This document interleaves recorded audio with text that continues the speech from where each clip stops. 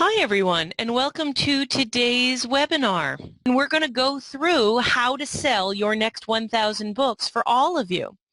Melissa has been working with me for several weeks on this presentation, and we are very, very proud to be able to share with you how exactly to get your books into the stores and into the places where you need them to go.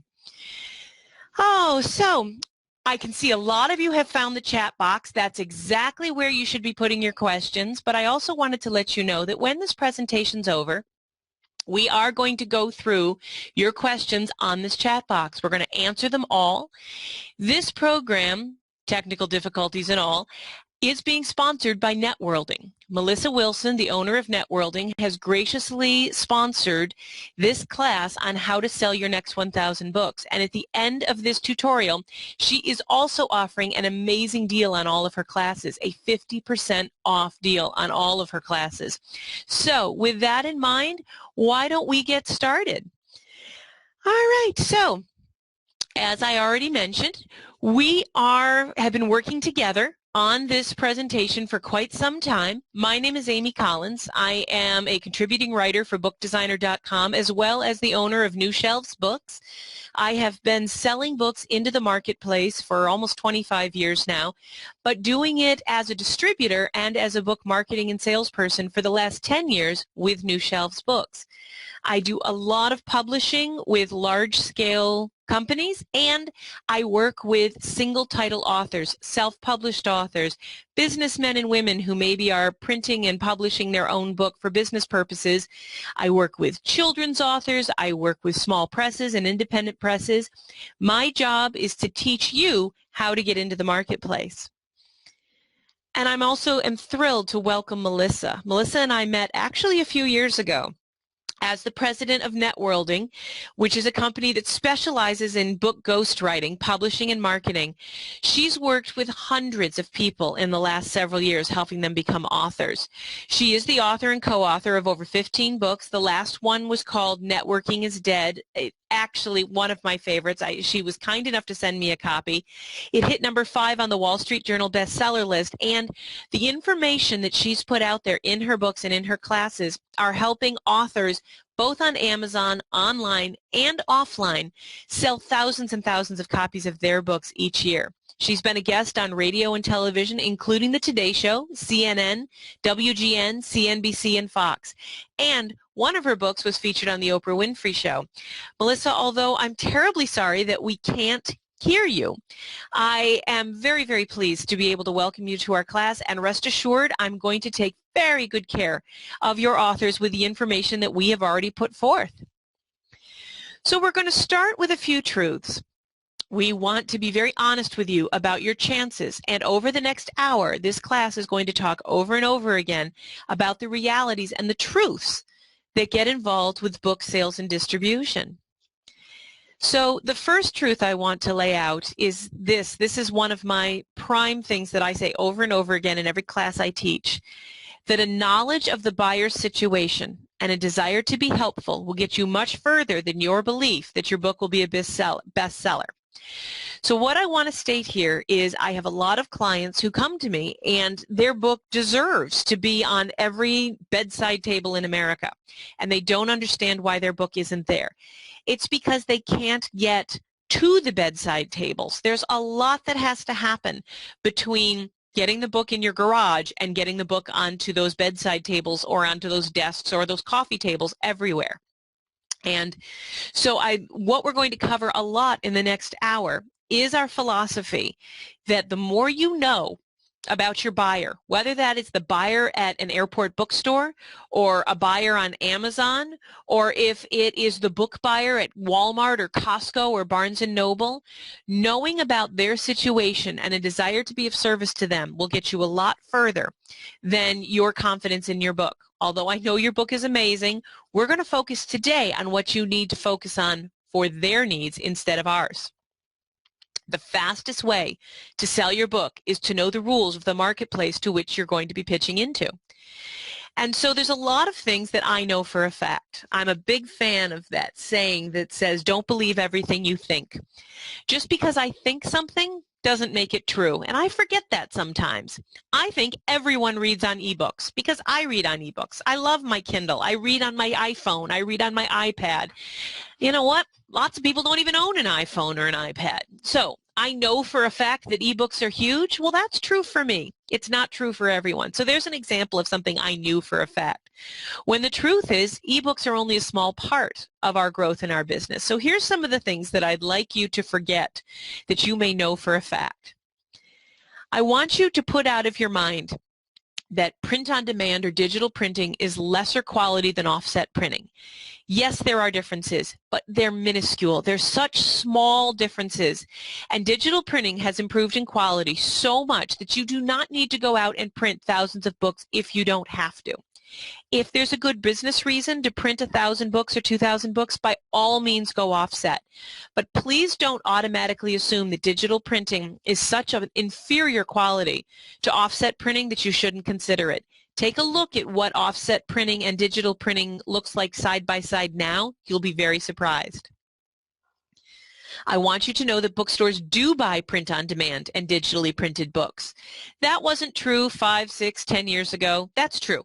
And some bookstores still have a no print on demand policy, mainly because most print on demand books have not gone through the vetting process. Most of them aren't at the quality that the bookstores need. So they have a knee-jerk, all-encompassing policy so that they don't need to worry about getting stuck or bogging down their staff in a lot of print-on-demand books. But the fact is, most bookstores do buy print-on-demand.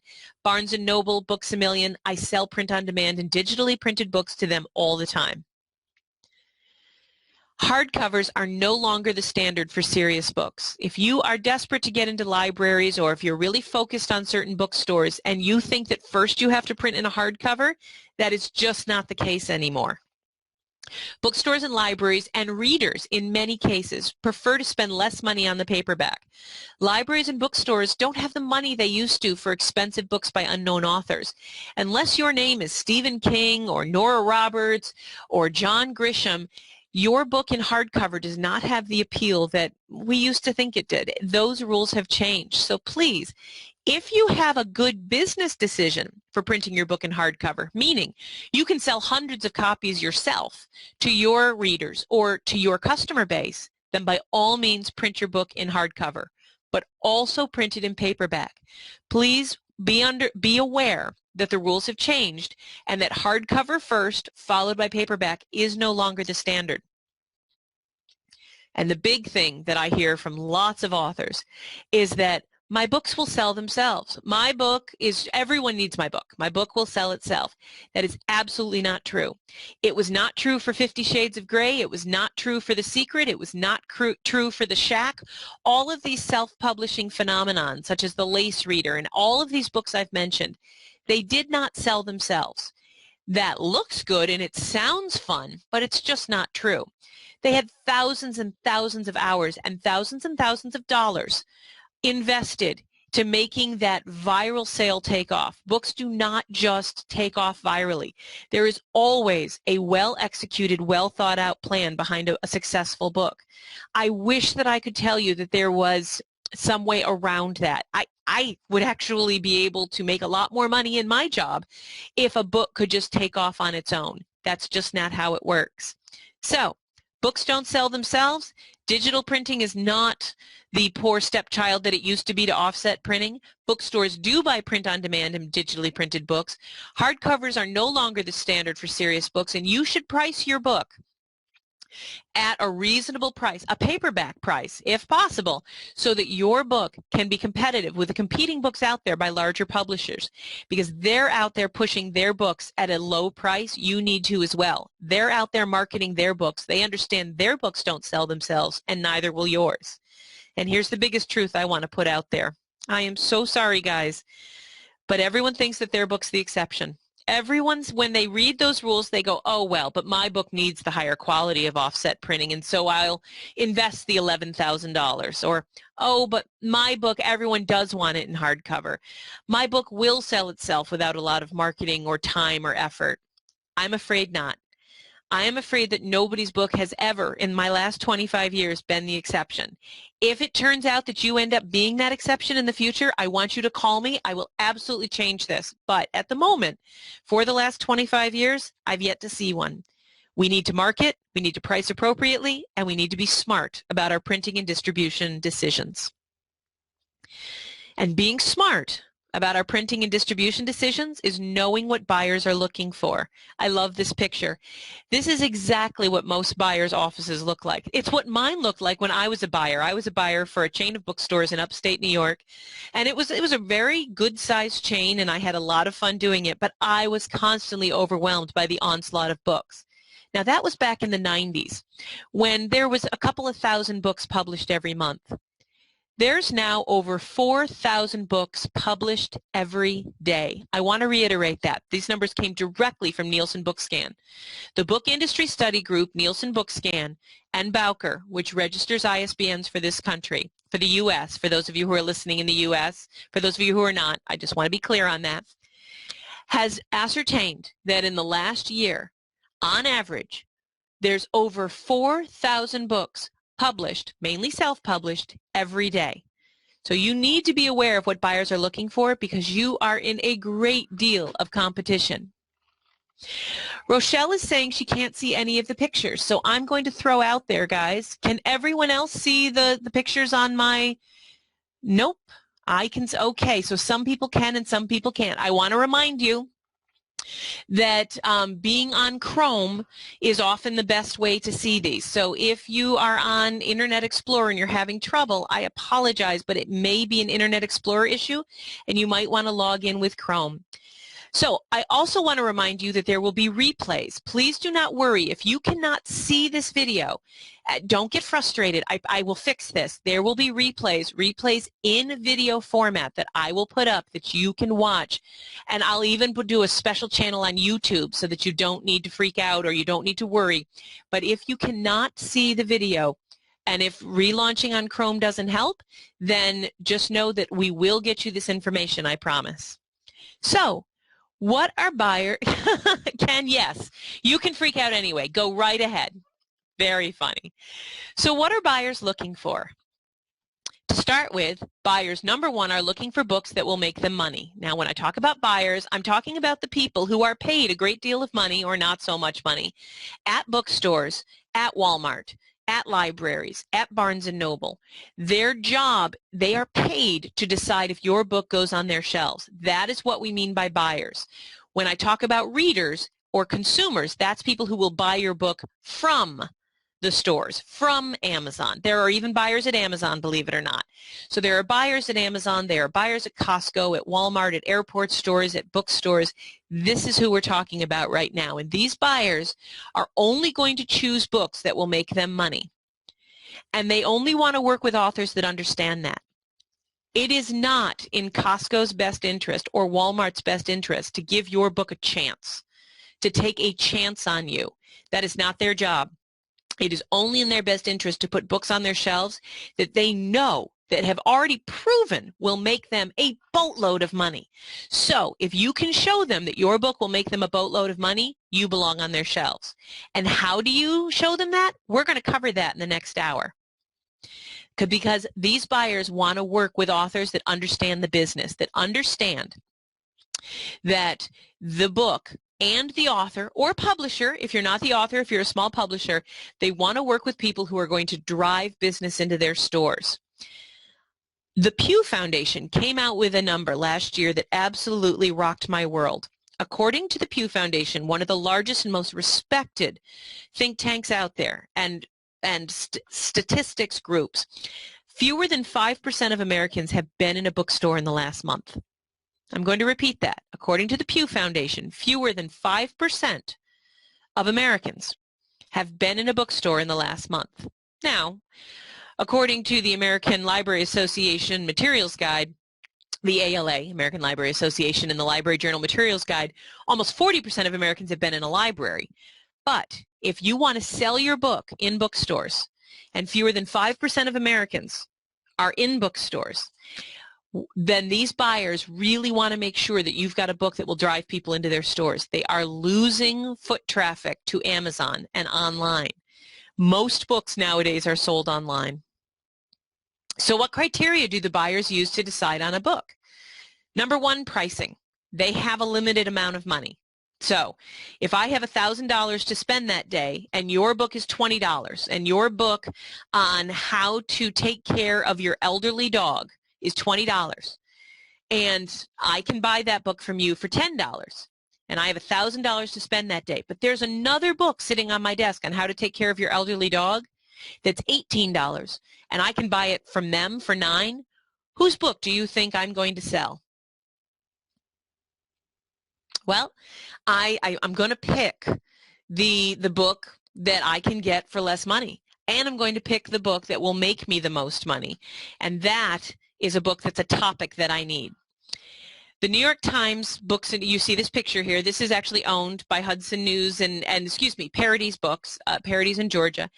The New York Times Books and News and these newsstands, they only want books that are New York Times bestsellers. So there's no point in going into a New York Times Books and News kiosk and trying to get in there. Go to another type of airport store. If airport stores are important to you, then place your focus where your topic is best. If you're going into independent bookstores and you know that they need books on history and you've got a romance novel that is based in the future, and yet this bookstore is mainly based on, it's a U.S. history, or it's based somewhere near a national park and Western history, and you've got a futuristic sci-fi novel, it may not be a great fit. Go find a store where the topic and where the fit is better, because sales potential is everything. People are only going to choose to bring your book in if you can show them that the sales potential for their location is top-notch. Why would they bring in a book where they're going to risk taking some of their very valuable shelf space that they're spending a lot of rent money on and put your book on there? Do your research. Make sure that your book fits in that store. So here's some of the ways that you can actually do your research. These are some of the things you need to know about bookstores and chains. Now, we've talked a little bit about independent bookstores, but let's take a look for a moment at the bookstores and chains out there and how they work. You need to know how buyers are judged. If you're a Barnes & Noble buyer, if you're a Hudson News buyer, a Books A Million, a Costco buyer, a Walmart buyer, these buyers are judged by how much money they make the store. Again, they're not going to be as interested in giving your book a chance or giving you a chance as they might have been 20 or 30 years ago. Those days are over. Now you have to show them that you belong on their shelves and that you deserve that chance.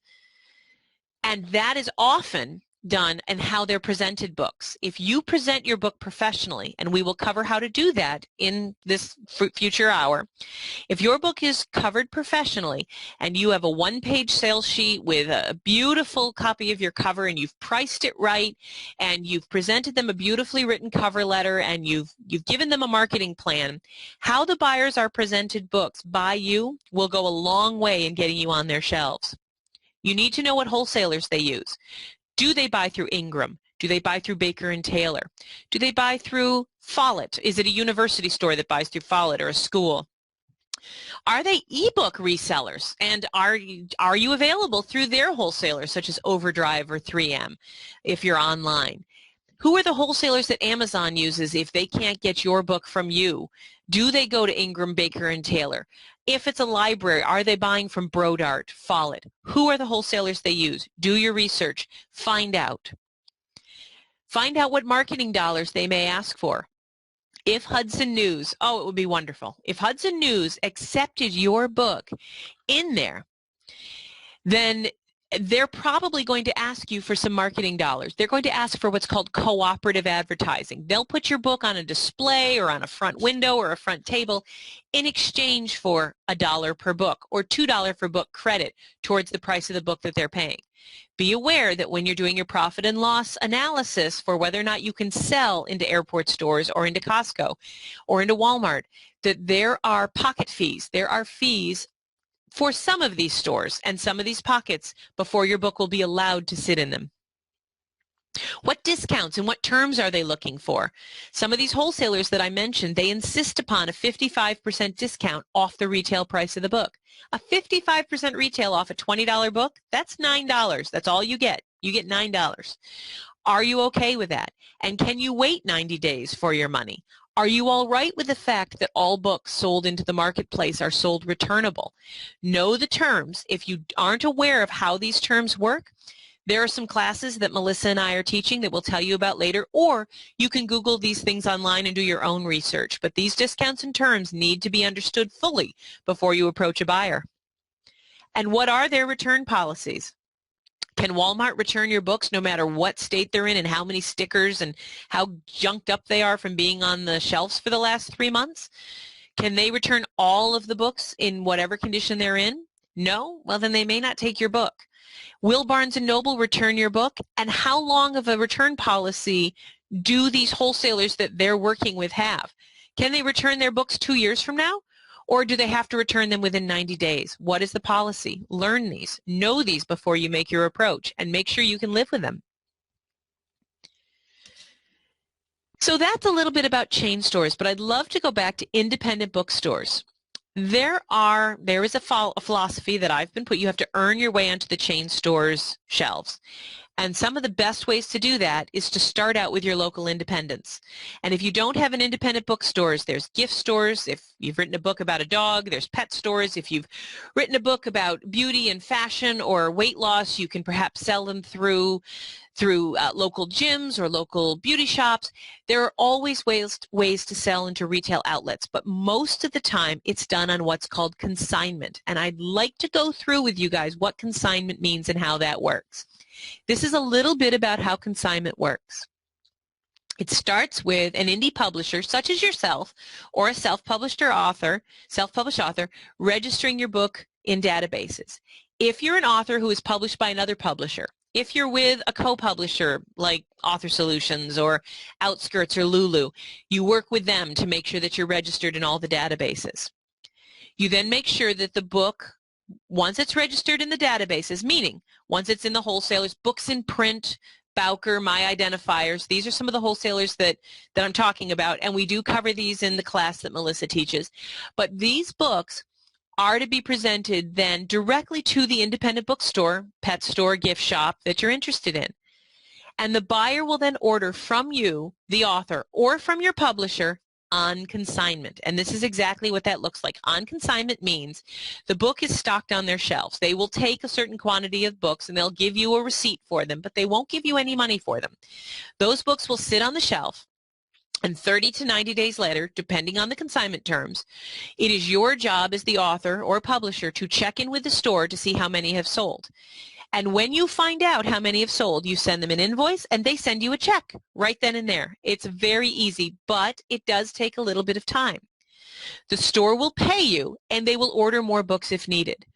Once you've sold a certain number of books, my rule of thumb is a dozen or so. Once you've sold a dozen books or so through this retail consignment program, it's time then to ask them if you can and if they would consider buying you through their wholesaler. And this is how that works. Independent stores and chain stores can buy books the exact same way once you move through the consignment program. Again, you or your publisher register the book in all the big databases, making sure that your book is easy to find in books in print. Perhaps make sure that it's available at the wholesale. If you're going print on demand, make sure that you're set up properly at Ingram Wholesaler. The books will then be made available from the wholesalers. Baker and Taylor, Ingram, these are some of the wholesalers where your book should be available. Again, if you've gone through Ingram Spark or Create Space and checked extended distribution, your book will be automatically available through Ingram. Again, Ingram Wholesaler, another division of the Ingram family companies. Ingram family owns Ingram Spark, which is a print-on-demand company that uses digital printing to print books one at a time for whomever buys them. But Ingram Wholesaler is another company owned by the Ingram family that you can make your book available to. The book will then be presented to the buyer at the main office. If you are buying a book from if you are selling your book to a chain, such as Barnes & Noble or Books A Million, you need to present your book to the main office, not to your local Barnes & Noble or your local Books A Million. Once you've gone through the consignment process, it's time to pitch it to the main office, either Barnes & Noble in New York or down Birmingham, Alabama for Books A Million. The book is then scheduled for purchase during the budget calendar. Now, this is very key. If you're selling to the airport store chains like Parodies or Hudson, or if you're selling to Barnes & Noble, these buyers have money to spend every month. So during the budget calendar, they may have spent, it's June right now, my buyers have spent their June money. They spent it last February. That money's gone. They're now buying for October and November. So you get your book in front of the buyer, that's fabulous. The buyer says, yes, that's even better, but they don't have money to spend on your book right now. You're going to have to wait until they have some money. And if, oh, wouldn't it be wonderful, if Walmart says yes, you often have to wait a year, because they're planning out sometimes 10 to 12 months. So when the time is right, the buyer will purchase the book from the wholesaler, and the wholesaler will then, keeping a cut for themselves, turn around and pay you. I want to remind you that keep your questions. I will answer every question you have in this webinar when we get done, but feel free to start typing them in now into the chat box if you have them. We will go over them when I'm done with the tutorial part of this lesson. So how does the process work? What exactly does it look like? We've had an overview now, but let's dig in a little more deeply. It's mainly done through email. Buyers are not going to pick up the phone and chat with you. Some will, most won't. Phone calls are optional. If you're great on the phone and you have a real great phone voice and you've developed a long habit of developing relationships with people on the phone, by all means, pick up the phone, by all means. But it is optional. Most of the work is done through email. You can have someone else do this for you. If you're not good at selling yourself, if you just don't have time, if you've got a full-time job and a bunch of kids and a life and you want to hire your nephew or a college kid to do this for you, you want to put an ad out on Craigslist or hire a virtual assistant, you can hire an assistant to do this for you. This training that Melissa and I do for people easily translates to an assistant, either a family member or somebody you know down the street or someone you got off the internet. But however it works out, to really be successful, I'm recommending that you commit to 20 minutes a day, that for 20 minutes a day, you spend some time selling your book. It doesn't last forever. You can get the ball rolling in just a few months, but that 20 minutes a day, 5 days a week, is going to do far more for the success of your book than all of the work that you've done up till now, because we're going to walk you through exactly how to spend that 20 minutes.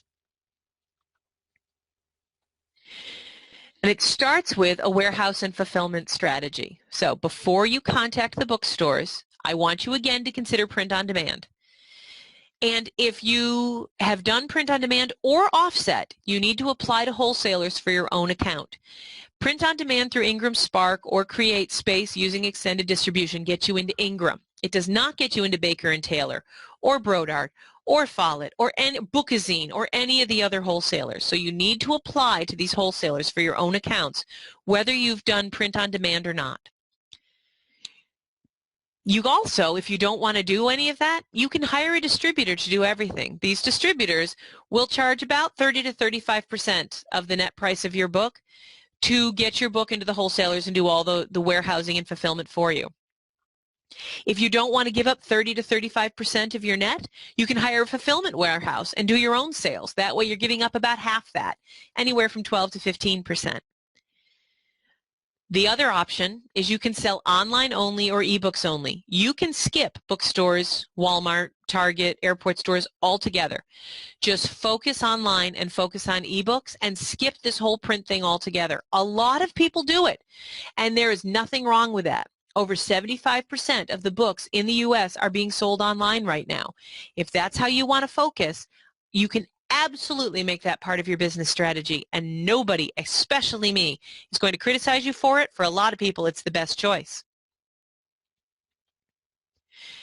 So what is print on demand? I want to remind you that print on demand is a business model that creates and ships books as they're ordered. Print on demand is not the same thing as digitally printing. Digital printing is the technique, and it is the concept that people use to allow them to use print on demand as a business model. Book files are kept in a computer until an order comes in, and then the book is printed one at a time and the order is fulfilled. New technologies in digital printing and shipping and fulfillment has now made this possible and profitable for companies to offer publishers. As a single title author, if you only have one book, you do not have the economy of scale that Random House, HarperCollins, even Source Books, or some of the mid-sized publishers do. So print on demand is probably your best option. It is the lowest risk and a way to get your book out into the marketplace to gauge the demand before you take the huge step of investing in 2, 3, 4, 5,000 copies and the money that you have to shell out to print those copies. Print on demand, you can use Ingram Spark.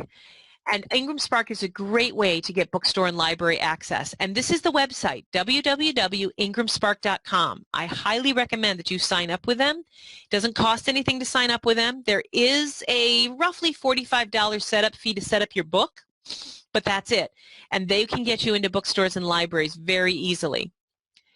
But for those of you who want to be on Amazon, do not skip CreateSpace. Use CreateSpace for Amazon access. www.createspace.com. I tell my clients that they want to have their book file, identical book file with the same ISBN, at CreateSpace and at Ingram Spark. You do not have to choose one or the other. You send your file to CreateSpace and you don't check extended distribution, and they will keep selling their book, your book, to their clients, their customers on Amazon. You send the same file to Ingram Spark, and that book file will then be made available to Ingram Wholesaler, to bookstores and library, and they'll get a much better discount, and you'll get more money at the end of the day. So what is a wholesaler? We've talked about what a distributor is, but a wholesaler has bookstores, retailers, and libraries as customers. The customers order the books from them. They order the books they want from the wholesaler, and the wholesaler goes and gets them for the customer. So if a bookstore wants my book, they'll order it from a wholesaler, and the wholesaler will turn around and try and order it from me, and I'll send it to them. Publishers can apply to have their books stocked and listed at a wholesaler to make it easier for retailers and libraries to find and order their books, but the wholesaler does not work for the publisher. The wholesaler is under no obligation to you. They do not have any reason to order your book outside of the PO process until you show them that there's some demand. So if Baker & Taylor, Bookazine, Brodart, Ingram lists your book, that's awesome. That's actually a lot farther than a lot of people get. So be happy with that, and then go out and start creating some demand. Some of the wholesalers that you should definitely pay attention to: Ingram, Baker & Taylor, Bookazine, Follett, Quality, Unique. Overdrive is a wholesaler that handles ebooks. So is 3M. 3M is an ebook only wholesaler. Access 360, which is owned by Baker & Taylor, is a terrific wholesaler for ebooks. Don't forget ebook wholesalers, guys. And what is a distributor? A distributor works for the publisher. Unlike a wholesaler that works for their customers, bookstores and libraries, distributors work for you, the publisher. They're hired by the publisher to warehouse the books and actively sell them to retailers and libraries. Billing, shipping, fulfillment, and customer service are common duties of a distributor. A fulfillment house does everything a distributor does except for sales. They too warehouse, invoice, ship, collect, and do customer service. But because there's no sales services, they usually charge about half of what a distributor charges. And here are some of the distributors and fulfillment houses that I would love for you to be aware of. Ingram is a distributor as well as a wholesaler, and that often confuses people. The Ingram family owns many different companies, and they put their name on all of them. So Ingram Distribution is a distributor.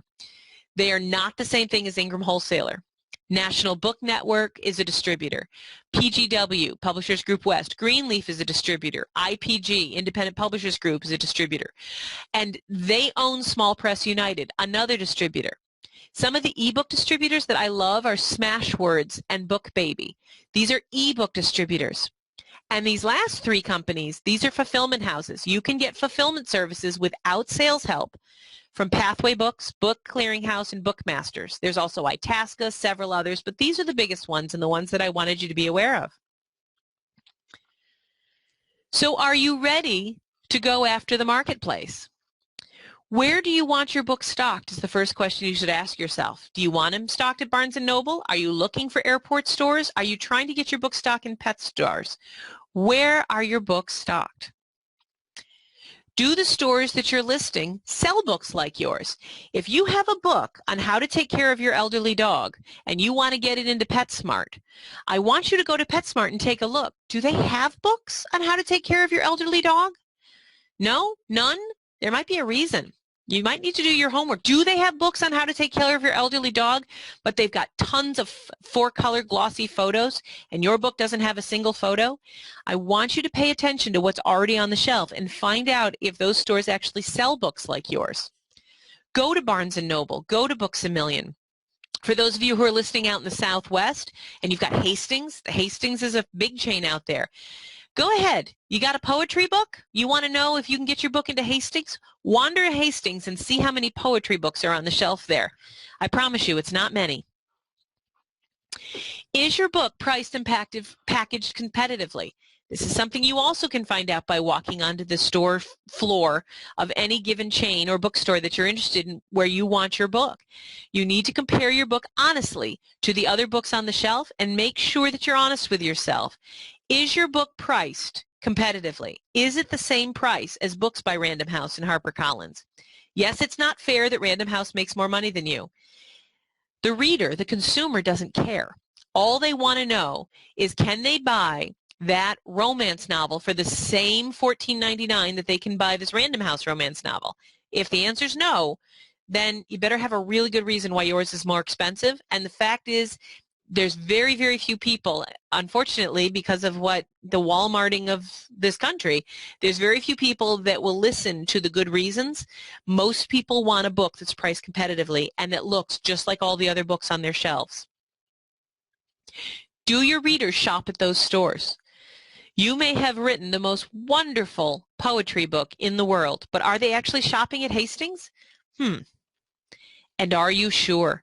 The best question you can ask yourself when doing research for yourself, after you answer a question, I want you to ask yourself every single time, am I sure? So, where do I want my books stocked? Bookstores. All right, am I sure? Do bookstores sell books like mine? Yes. Well, am I sure? Because lots of times I just think I know. I haven't actually gone and found out. I want you to find out the answers to these questions, and when you can say for certain, yes, I'm sure, then it's time to register with the wholesalers, not before. It's time to register with those wholesalers we talked about, and then once you're registered through the wholesalers, then it's time to let bookstores, airport stores, Costco, Walmart, all of the buyers know that it's available. Then it's time to approach them. So Joe would like to know if we're telling him that Barnes & Noble does consignment. Barnes & Noble does not do consignment as a policy. However, I will tell you this. There are lots of managers in and around all of the chain stores that are happy to bend and break the rules. And it depends on whether or not the Barnes & Noble manager that you're speaking with is following their rules to the letter or not. So the answer is no. You need to send your book to the main office in New York and get it accepted into their system. But will a Barnes & Noble manager turn a blind eye to that rule and accept your book on consignment? A lot of them do. So the answer is no, officially they don't, but yes, a lot of them do. We'll get to more questions in a minute. I'm almost done with the lesson part of my plan. But we talked, and one of the things I promised you is I would tell you exactly what a book package needed to have. So what you need to convince these buyers to buy your book, you need to start with a sales sheet. And the sales sheet with book data can look very much like this thing I have here on the left. This is one that we came up with a few years ago for one of my favorite clients. You can actually download templates of these sales sheets, lots of places online, but Melissa and I actually have them as part of our classes. But the sales sheet should include your ISBN, your page count, your trim size, where your book's available from, where the buyer can get it, a little bit about the book, a little bit about the author. You also need some compelling sales numbers. So your cover letter, if you've sold a couple hundred or a couple thousand copies of your book, should absolutely start and end with your previous successes. Hi, my name is Amy, and I've sold thousands of copies of my books online. Don't say Amazon, say online. Nobody wants to hear the Amazon word. List what you've done so far to drive sales, and you absolutely need to include your marketing and a PR plan. So these are some of the things that are included in a successful package to the buyers. A sales sheet with book data, obviously a copy of your book, compelling sales numbers of what you've done so far, a list of the activities of what you've done so far to drive those sales, and a marketing and PR plan. Do not panic, guys. If you haven't sold any books, and if you haven't done anything to drive sales, that's okay. You can simply overstep that part by saying, we are now launching our marketing. Here is our marketing and PR plan. Here are the things that we plan on doing. And I'm going to cover that in a cover letter in one moment. Here is a sample of a cover letter or an email that I think works very, very well when reaching out to buyers. So you want to say, dear, and find out the name of the buyer if you can. If it's at Barnes & Noble, it's small press department, but I'll tell you right now, dear Evelyn. Her name is Evelyn. She's lovely. So dear Evelyn, or whichever buyer name you found, my name is Amy Collins. I am the author of a writing reference book that I was hoping you would consider stocking in your store as a test.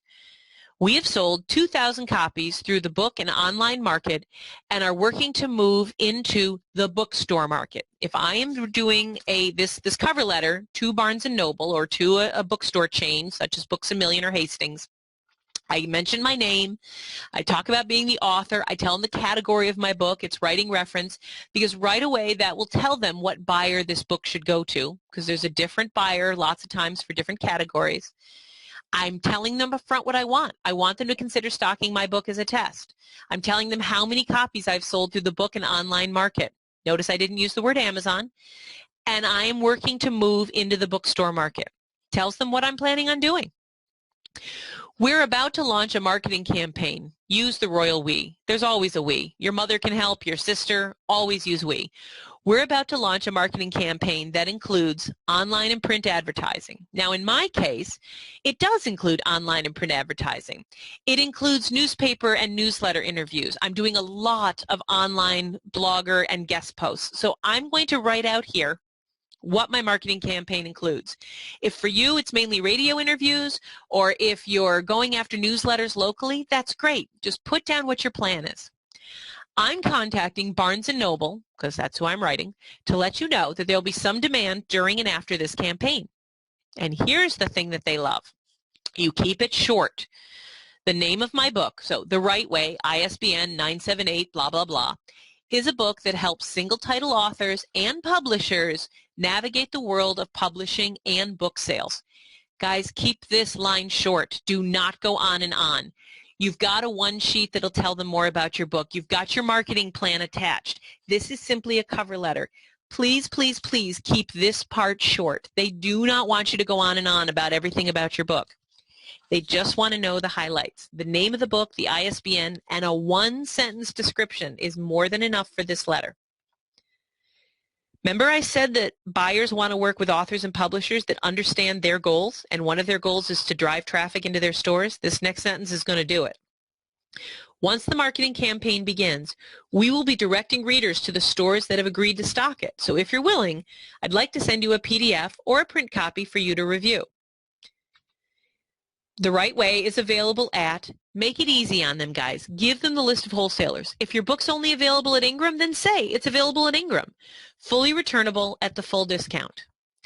I've attached the marketing plan and an informational sheet for you to glance at before the print copy arrives. So, you are attaching a marketing plan and an informational sheet. Do not skip either of these. If you do not have a marketing plan, do not reach out to a bookstore, especially a bookstore chain, until you get one. And if you don't know how to put a marketing plan together, Melissa can teach you how, I promise. Please give me a call or just reply with a quick note that it's okay to send, and I'll get you that PDF or book right away. Best, Amy Collins. This is an email that you're going to send to the buyer so that they know that you have a book coming to them. Now, whether they respond or not, you're still going to send them a book with a copy of your marketing plan and a 4-color copy of your informational sheet.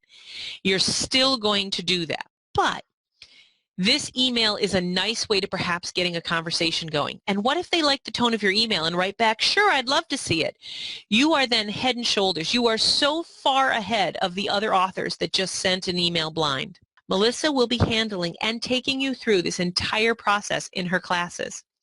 So we would like you to remember that as you're going through this process of researching your launch, how to get your book in front of the buyers, how to get the marketing going, as you're going after the buyers, and as you are absorbing and taking in all this information that we just taught you, there's a couple of things we'd like you to remember. We'd like you to remember that you need to know the rules. There are a lot of rules about approaching buyers and the marketplace. Most of them we've covered today. And we'd like you to remember that you need to earn your way onto sales by driving traffic to their stores. And finally, it is possible to launch or relaunch your book properly at any stage of the game, even if you have a 5-year-old book. If you're still writing your book right now, you want to get a hold of Melissa and her classes because she can walk you through the process before you make an expensive mistake. If you've already printed your book, it is possible to launch or relaunch your book, however old it is, in a way that will suddenly allow you to freshly approach the marketplace in a manner that will allow you to sell a lot of books. I want you to keep in mind that perhaps the stores that you are most interested in are not the best place to sell your book. Do your research. Don't assume. Make sure. I want to remind you that nobody needs your book. They have to want it, and it's your job as the author and as the publisher to make them want it. And that a proper attitude, a polite tone, and a sincere desire to be helpful will get you much further than your belief that your book will be a bestseller. So I am now going to answer some of your questions. We're going to get into these classes that Melissa and I are teaching in a moment. But first, I would love to answer some of your questions. And you guys have been so patient. You've been writing a number of questions down now. I'm going to go back through them. Feel free to tag them at the bottom, but let me just start at the beginning. Let's see here. I, again, would like to apologize for Melissa for our technical difficulties that we cannot hear her. I see that we've got a lot of people that can hear, and that's fine. Ken, you're such a smart aleck. Such a smart aleck. So George would like to know, does it matter if the books are hard copy or not? So I think you mean, does it matter if you send a sample of a hard copy versus a PDF? And it depends on the buyer. If it's Barnes & Noble, they're going to need to see a hard copy. If you're talking about hardcover versus paperback, then the answer is it depends on the category. If you've written a coffee table cookbook and you have every intention of marketing the heck out of it and you only want it available as a hardcover, go for it. If you've written a romance novel, it's probably not in your best interest to only have it come out in a hardcover. Unless you have a huge readership base already that has proven themselves willing to buy your hardcover, launch it in a paperback. All right, so George, that's a great question. I hope that I answered that properly. All right, let's see. You know what? I'm gonna work my way up because there's more questions coming in the bottom. Oh, Rochelle had actually put a couple questions in the Ask Question, so let me look there. Is it necessary to register with other wholesalers if you're doing Ingram Spark with extended distribution? It is. Necessary is too strong a word. It's an awfully good idea. Ingram Spark will make your book available to Ingram, but they're not going to make your book available to their competitors, such as Bookazine or Brodart. So yes, I would definitely print out 20, 30 copies of your book, send copies of your book to some of these other wholesalers and ask them to buy them from you. Again, these wholesalers are competitors to Ingram, and they have stores and libraries that they sell to that Ingram doesn't. So it's a good idea to be involved with all of them. If you are publishing through Ingram Spark, it is not necessary or desirable to sign up with a distributor, because Small Press United, the one here, Rochelle, that you're interested in, they use Ingram Spark. It's either or. Either self-publish and do your own sales yourself or hire a distributor. It's not both. What are the differences between all the distributors and fulfillment houses? Are they basically the same? Okay, I thought I covered this, but I'll do it again. Distributors and fulfillment houses do the following. They'll warehouse your book. They will collect orders. They'll pick and pack. They'll ship them for you. They'll send out an invoice. They'll collect the money for you, and they'll give you the money that they collect. But a distributor only also has a sales team that on top of doing all that, they will go out and they'll get the orders for you. They will send their team out, and they will go to bookstores and libraries and try and get them to order the books. Fulfillment houses expect you to do that. Let's see. Ken would like to know a good range price for a paperback book on business. Ken, I'd ask you to go back up to the chat bar and let me know, is it a leadership book? Is it a how-to book? Is it an investment book? What sort of book on business? And I need to know your page count, and then I'm happy to answer. So let's see some of the questions. Cecilia wants to know if all this works for books that are written in a foreign language. Yes, the process is exactly the same, and I would highly recommend with Hastings, Books A Million, and Barnes & Noble that you send your Spanish language book to them. They're always looking for good books in the Spanish language. I think that's a very good idea. A how-to book for small business, about 170 pages. Ken, I would shoot for anywhere from $14.99 to $16.99. That's a thin little book, but it's not bad. Anything over 160 pages I'm happy with. You just made it. And how-to books for small business, at that point, there are more expensive ones, but they're usually a lot thicker. So I would say $16.99 at the most. Terry's saying hi to Melissa. Melissa is here. She, unfortunately, we've not been able to get her on, but she is answering questions like crazy. Oh, Meditas says that I am talking too fast. Well, I apologize, but there will be a replay, and you can watch this replay as many times as you want. This replay and this information will be available up until midnight on Wednesday. So for 2.5 days, you will get an email when this webinar is over, giving you a link. You can watch the replay to your heart's content, all you want. Let's see. Yes, Barnes & Noble, I answered that about consignment. Do all or some of the distributors work with work with non-U.S. authors? It depends. Ingram Spark does, and Ingram, if your publisher is overseas and you've got a publisher, they probably already have an agreement with Ingram or Baker and Taylor, but if you are a non-U.S. author who is self-publishing, I would suggest you go through Ingram Spark or Create Space and click Extended Distribution, and that way it is possible. All right. All right, so we've been covering the hardcover versus softcover question. So now that I've answered the number of questions, I wanted to get to the questions. I would like very much to go over the special class that we are teaching right now. Now, can you guys see on the screen the question, would you like to learn more? All right, because would you like to learn more is the page that you should be looking at right now. Melissa from Networlding has incredibly generously taken 50% off all of her classes over the next 2 or 3 days. Until midnight on Wednesday, she is offering 50% off of classes on writing. The first class is how to write, publish, and sell your first 1,000 books. There's a class on how to sell to chains, another class on how to sell to bookstores, how to hire and work with an assistant. This is a terrific class. And now Melissa and I put these last 3 together ourselves. And for those of you focused on wanting to sell your book to libraries, there's also a class on how to sell to libraries. It is very, very simple to get there. You can click on the offer button under this page. If you click on the offer button under this webinar, you will see a button that says click here for 50% off. That will take you to the web page where you can get 50% off. But if you would prefer instead to simply go to networlding.publishing.thinkific.com, again, the website is right there on the page, or you can click underneath in offers. Oh, there we go. The offer is now available. I'm sorry I didn't make it available until this moment. Andra, I appreciate that information.